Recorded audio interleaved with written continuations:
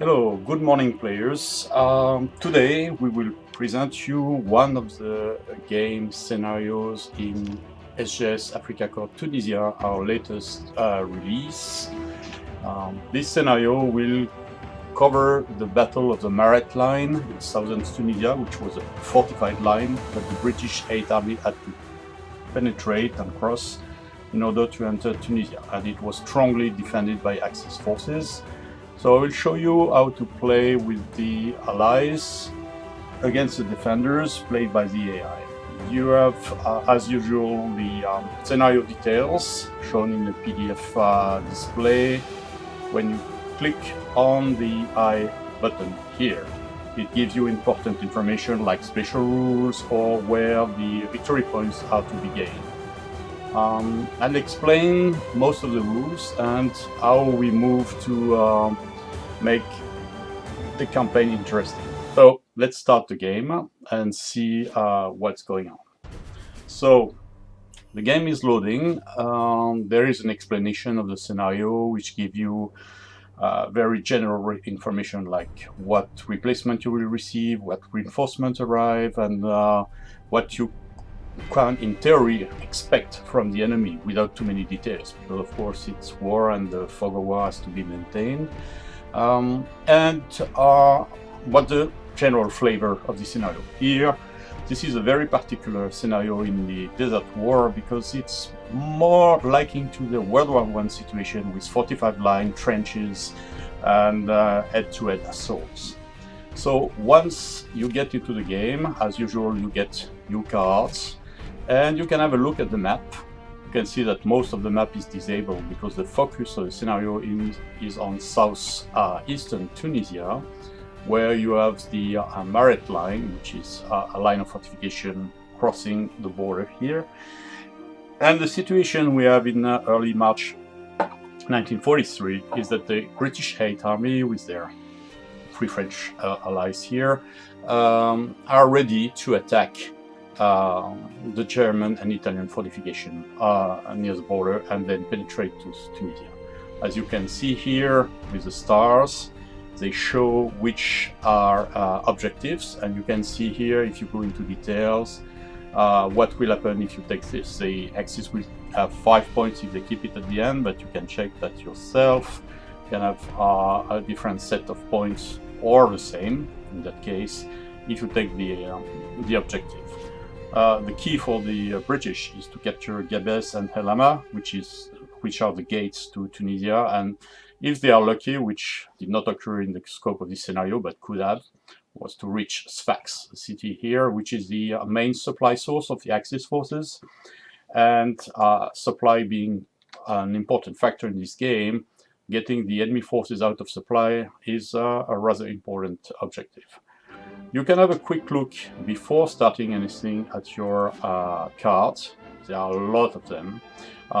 We can keep 12 in hands. If you have more, you will be forced to discard some. So I strongly advise to use as much as you can, but in a clever way. There's no interest in piling up attack cards in the same battle. It's better to spread them over different battles and use their specific advantage. One of them is particularly interesting, although it doesn't apply so much here, is a night assault, because it gives you a bonus.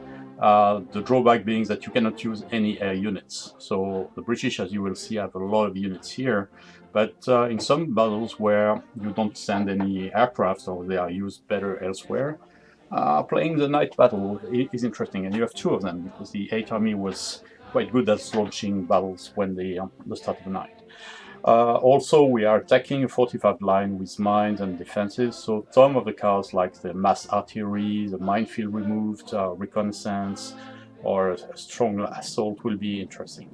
So, the game starts with the card draw as we saw, and the first thing you do in this game is to send your Air Force. The addition we have in this game, which is brand new, is the concept of air stacking. This was one of the things players suggested us in the previous game, Afrika Korps, where some of them or the AI were just piling up tons of aircrafts in the same area, which was totally unrealistic, we agree. So we moved and make things different. we have now, as you can see here, an air stacking filter, and it shows you how many units you are allowed to stack in a region. On average, to make things simple, we made no limit of stacking in the big of map box here because they represent vast regions aside from the card, as a map, sorry. And we have a stacking usually of 4 stacking points in the air in every region in the game. Basically, each unit, as you can see here, is 1 point of stacking. You show it in a little square here, or here in the tooltip. Some units, like these ones, have 2, because they represent much larger formations with many more planes. So they, of course, use up more of the airspace.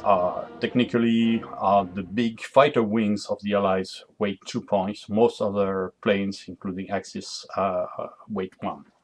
So, first thing is to use your Air Force. Air Force has 2 main roles. First, incidental, which is kind of a recon air role, like if you take an Air Force, you can move it, select your target, send it, it flies, and then you have not all the details, but at least an hint of what's in the region and you can expect.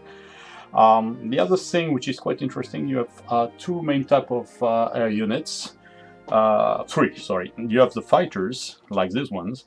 Their main role is to attack enemy airplanes, and some of them are very powerful and devastating if they are successful. It's always good to have at least a fighter, if you can, in an air stack. The big ones, like this one, even have a little land attack factor, as you can see here.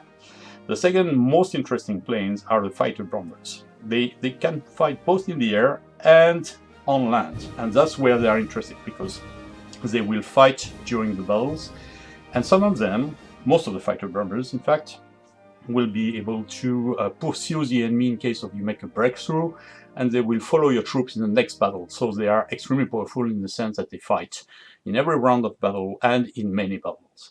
The bombers, the regular bombers, are I would say slightly less interesting. They look less powerful. They fight only once during the air support phase in the battle.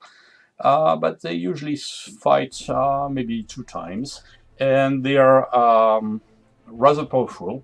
You can see here they have different quality, and they can fight quite strong. So we will see how we can use, and my goal here is to assign my Air Force to a place when they can be useful. So, for example, here I'm flying my troops here. Oh, yes, you see the little yellow highlight and the fight. There was some anti-aircraft units here present, and they reacted to my flight here. So now that I have to take care of the stacking, as you can see here in this battle, I have 3 planes out of 4, so I'll probably send 1 more British bomber. You select and you do a right click on the unit, left click to the destination. Again, the anti-aircraft is flat. My goal is to go here and try to penetrate all the way here, try to surround the enemy here during the land phase. So I'm anticipating that, and I'm going to send a good number of fighter bombers and bombers. That's the US part of the Desert Air Force here, and I will send it to bombard in advance enemy troops so that I can make use of these units, and if there is a breakthrough somewhere, they will be useful to attack the enemy. So I will make a mixed group here, also 4 starting points, and I will send them here near the front lines, and I will use the big bombers here in the mountains. In mountains there are no breakthroughs, so having planes that can follow breakthroughs and send them in mountains is just a waste of power. And then the thing is what to do with the 2 big fighter wings. Well, I know the Axis has some aircraft here, so I'll just send them. You see there were some interception here, and they were useful, so I'll send another one, let's say, over the Axis units here. and we'll see. Okay, there were some attempts of interception, but none. So more or less, the air movement is done. I have placed my air cover or air support, I would say, in most of the region where I plan to attack. So that's more or less what we have to do in the air phase. And we can move to the land phase.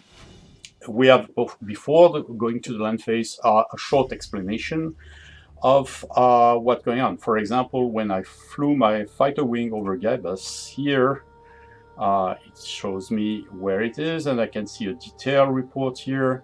And in fact, I got one hit from the anti-aircraft defense of the city. Well, it's not major, but it's annoying anyway.